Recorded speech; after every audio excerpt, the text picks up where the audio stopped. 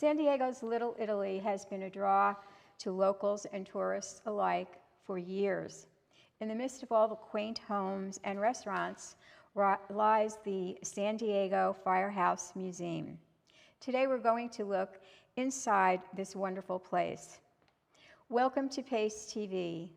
I'm your host, Joanne Vignola, and we are here today with Captain Mike Colafrancesco at the San Diego Firehouse Museum located on Columbia Street in Little Italy to discuss the rich history of the museum. Welcome, Mike. Hi, thanks for having me. So why don't you tell us a little bit about yourself and how you came to be the executive director of the Firehouse Museum. Okay, well first, welcome to the museum. We're happy to have you here. Thank you. I'm a captain with the San Diego Fire Rescue Department. I work at Station 11 in Golden Hill. I actually started as a volunteer at the museum 25 years ago. Started here volunteering my time and working my way into the fire department.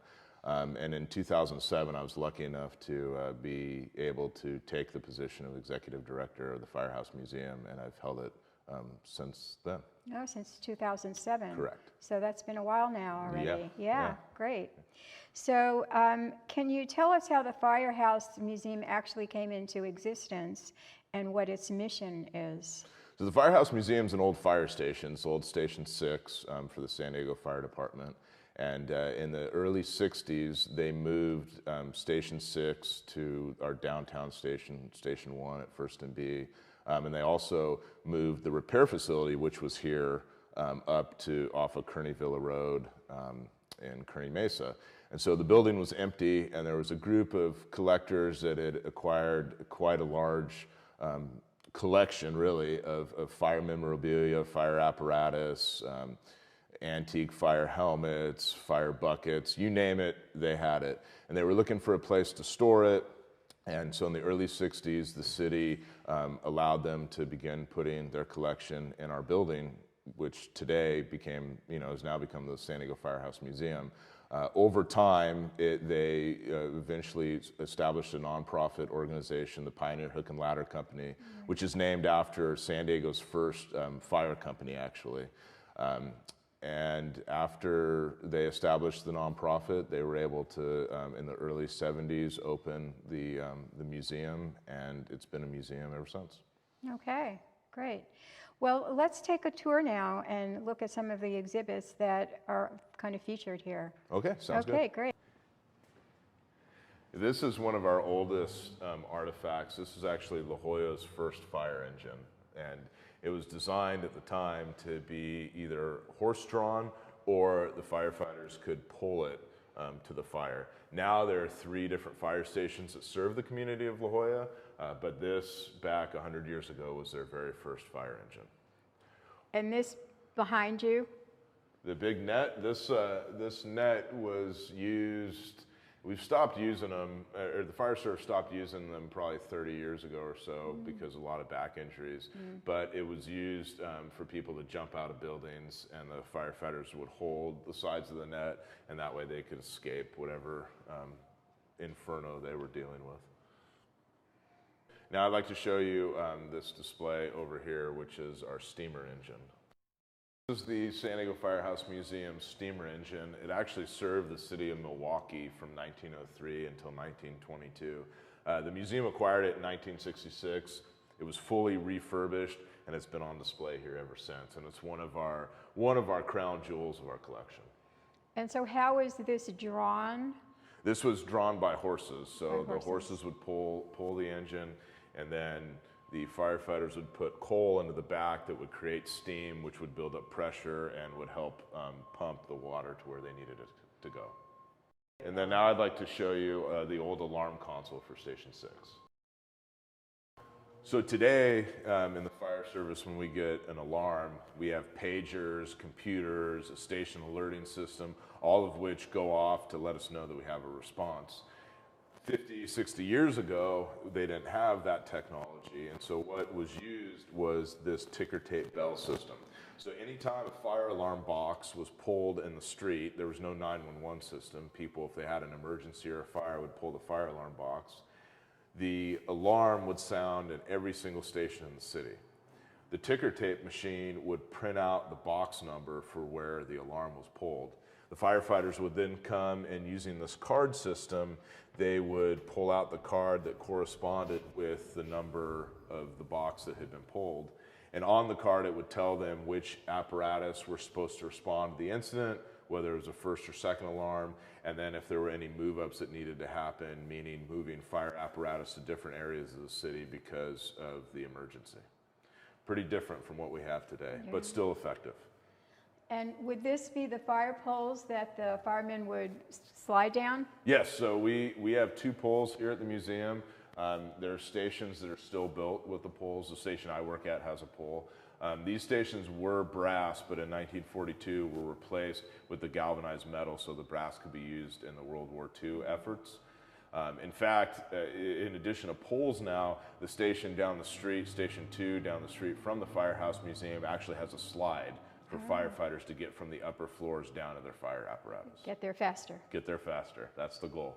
So, and now I'd like to take you in the other room and show you some of our other displays. Great. Okay, so this is actually a pretty interesting display. Today, our entire staffing is done through a computer program. However, 50 years ago, it was done on a board. So this is the old staffing board, and it was responsible to note where every single person that worked for the San Diego Fire Department was working at the time. If they were on sick leave, vacation, and what engine or truck company they were assigned to. So I noticed that there is a Division A, Division B. How many divisions are there now? So at the time there was Division A and B, B Division, A Division, and now there's 3 divisions. So there's A Division, B Division, and C Division. Great, okay. All right, and now I'd like to show you one of our newer displays. On September 25th, 1978, the city of San Diego, unfortunately, was the site of the worst mid-air collision in American history. Boeing 737 crashed into a Cessna over North Park, and the result of the crash was the loss of a lot of lives. Here in this display, we have some artifacts from that event, some seat belts and other parts from the airplanes. We also have the original newspaper from the day after when the crash occurred, and we also have a picture of the mobile canteen at the incident. And the mobile canteen. The mobile canteen is staffed by museum members. So even in 1978, it was still responding to incidents. How many people died and how many homes were destroyed? So a total of 150 people died, 10 homes were destroyed, and actually one part of the display is a map that shows the different buildings and the level of damage that they sustained at the incident. And I'd like to take you in the other room and I can show you our Pan American Yes, display. I've heard so much about it. I'd love to see it. Sounds good. One of the crown jewels of the museum is our apparatus from the 1915 San Diego Exposition held at Balboa Park. Those who know the history about the city of San Diego, Balboa Park was created basically to draw people from the East Coast to come and live in California. When they created Balboa Park and they had the exposition, there were 3 fire engines that were purchased. This was one of them. We're very, very proud to have it on display at the museum. It actually, for a long time, was in disrepair, and about 20 years ago, some of our volunteers spearheaded an effort to restore it to what it looked like during the exposition when it served the city of San Diego. So is this photo from the 1915 exposition? Is that what that photo is from? Correct, but this is not of this truck. One of this is the ladder truck that was purchased. So there was the ladder truck and then 2 engines that were. This is one of them, and then it had a sister one that looked very similar. Yeah, because they do look similar to me. And then if we go around here, I can show you another very interesting artifact that we have. The San Diego Firehouse Museum is designated as a National Historic Landmark, and one of the big reasons that we're a National Historic Landmark is that the national standard hose thread was created here. Chief Robert Ely, who was a battalion chief for the San Diego Fire Department, He was also the repair facility supervisor, so he was in charge of making sure all the apparatus were fixed and the upkeep was done. One of the things that he created was the National Standard Thread. Before he created the National Standard Thread, fire departments from different cities, different counties would go on incidents together, and they had different hose thread. And it sounds simple, but they couldn't connect hose together. They couldn't connect hose to different pumps because the threads didn't match. So he created a standardized thread that's still used today in an effort to lower the cost of getting departments across the country to switch over to the National Standard Thread, which is what it ultimately ended up being called. He made this machine that would convert the whatever thread, pipe thread, whatever the department had, they could put their couplings or hose couplings in this machine, and they would retrofit the coupling to the National Standard hose thread. So we're very, very proud to have it here. The Ely family has been a huge supporter of the museum, providing their father's memorabilia as well as different things that he used during his illustrious career here for the public to see. Yeah, so it really had a big impact on the fire department in terms of everybody being able, all over, to be able to use everything. Absolutely, and it's something that we take for granted now. And like I said, it's something that sounds so simple, but what an important concept, and it really revolutionized firefighting throughout this country. Okay, and now are there any other exhibits near here that you'd like our viewers to know about? Yes, I'd like to show you the one that shows the first gasoline-powered fireboat. Great, okay.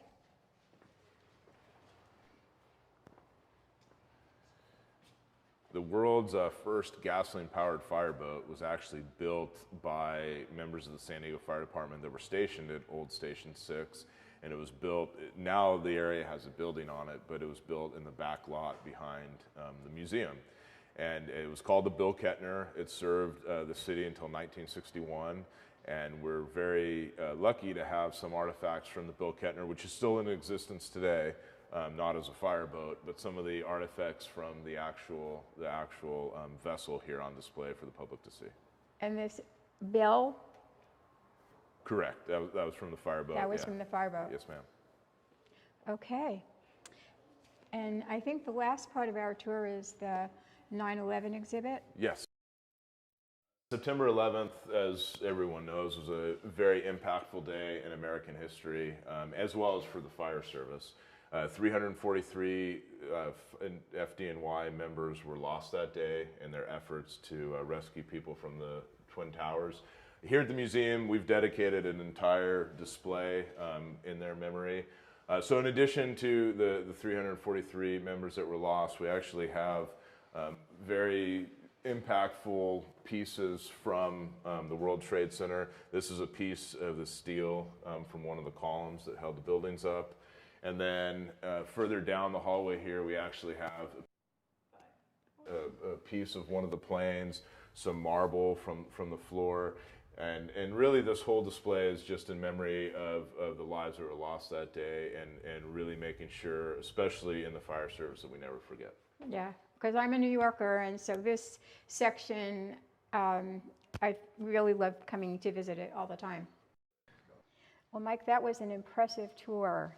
The National Thread Machine really revolutionized the fire service department and really enabled them to work as one. It was fabulous.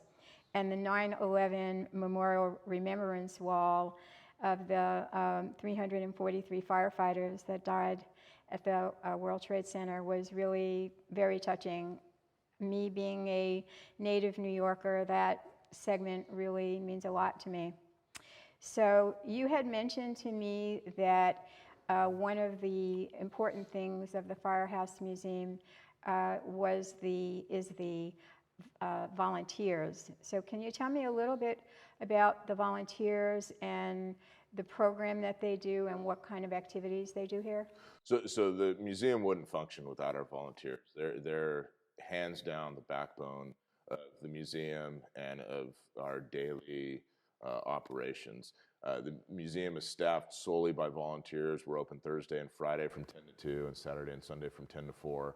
Most of the volunteers are aspiring firefighters. We do have a few that are interested in the fire service, not necessarily looking at it for a career, but still want to be involved. And I can't say enough about our volunteer staff, just not only from staffing the museum, but also the upkeep, cleaning, representing the city, and really our department to people from all over the world that come visit the museum. They do an excellent job. Well, that was another thing that I wanted to ask you, because I think the firehouse is very well connected to Little Italy and the community. And so I know they're involved in different activities with the community. Sure. Maybe you could tell us a little bit about that? Sure. Actually, the involvement of this property with the Little Italy community goes back to when it was a fire station. The building across the street, it was a house at the time. The gentleman that lived there every Sunday would bring the firefighters here in the station spaghetti and meatballs for their dinner, which they always, I'm told, enjoyed and thought it was quite a nice treat for him to do that. So we try to keep that tradition alive here in the museum. Between different community events, art walk, we're typically the location where we do voting, or where the community comes to vote during an election cycle. And then also just representing the Little Italy community at different events. We try to do a good job of being part of the Little Italy community. And I believe you have movies here, because I've come to several of them here in the hall here, Italian movies, Correct. Which is quite nice, Yes. fun. Yeah, Yes. so that's kind of nice. Okay, and then I think you had also mentioned to me about the mobile canteen. Yes. Can you tell us a little bit about the mobile canteen? Yes, the mobile canteen provides logistical support for members of our department, the San Diego Fire Rescue Department, at large-scale incidents. And it's staffed solely by museum volunteers. So there's 10 volunteers. One volunteer, he's been doing the mobile canteen since the early 70s.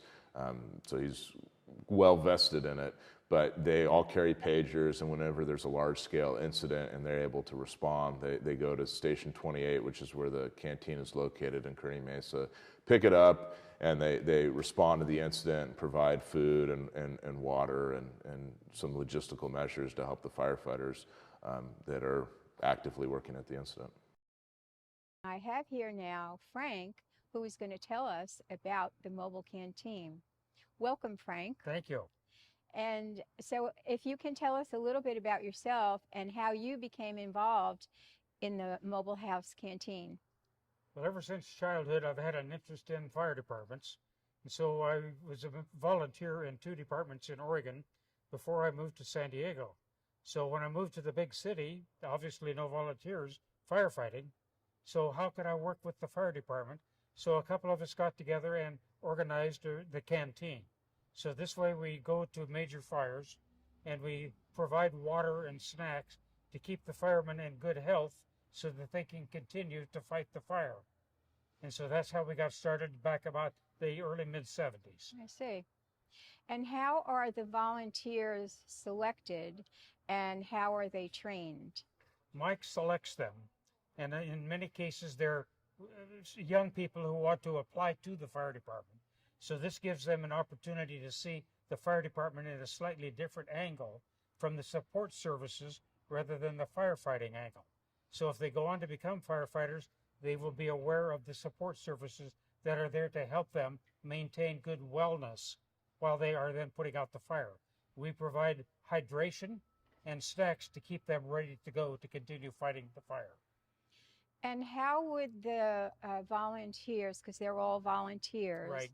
how would all of the volunteers be notified that they were needed at a fire? Normally we're called on second alarms or above. We're automatic for structure fires on the second alarm. Each of us has a pager. So if this goes beep, we get the call, we read the message, it'll tell us where the fire is. We then go to where the canteen is kept, and then depending on who is able to show up for that call, then we will go from that location to the fire itself. Right. If there's a fire at your house here in San Diego, you would get 4 engines, a truck, 2 battalion chiefs. And if they get there and things are really going it's a major fire, they're going to need more help. They would call for a second alarm, which would then bring an additional 4 engines, ladder truck, 2 more chiefs, and so forth. So a second alarm is double the first alarm.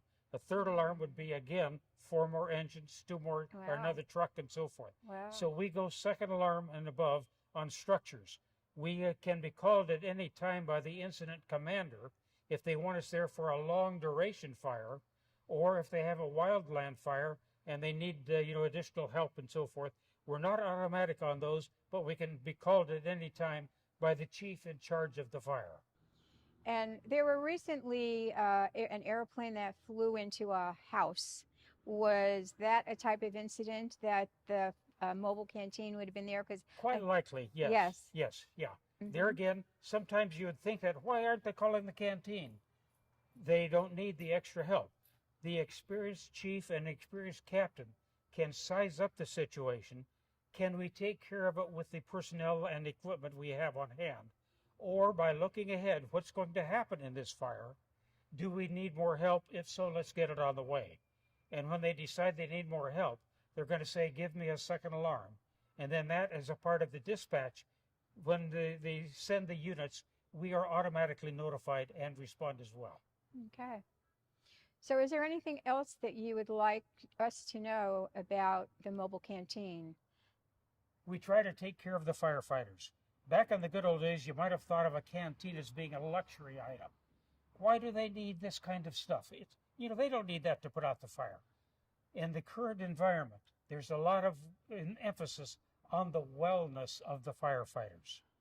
No longer do we reward the guy who has all kinds of soot all over his turnout coat or his breast jacket. Mm-hmm. We wanted that to be a clean one. We don't want him to continue breathing that last fire that he was on. Right. Nor do we want him to leaving soot in the new house that we're in from the last fire. Mm-hmm. So, with keeping the firefighters well conditioned, right, and keeping them well is very important these days. So, getting the canteen to respond with drinks, with snacks, and so forth is a part of the endeavor to look out for the health of the firefighter. And that's very important. So at this point, nationally, this kind of an endeavor is becoming more and more common throughout the country. Great. So how about now if you take us on a little tour and show us the mobile canteen? I'd love to. Great. Let's Okay. go. Sure. Thank you. Wow, this is an impressive truck. Yes, it is. This is our third canteen.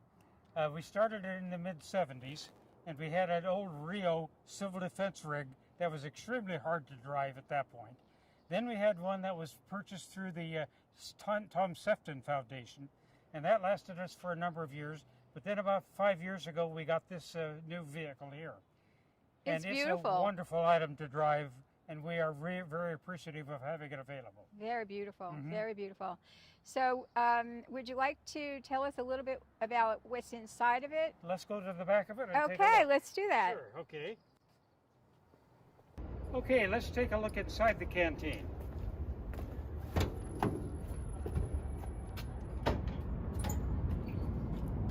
We make our own electricity. We have a generator right here so that we can then make coffee.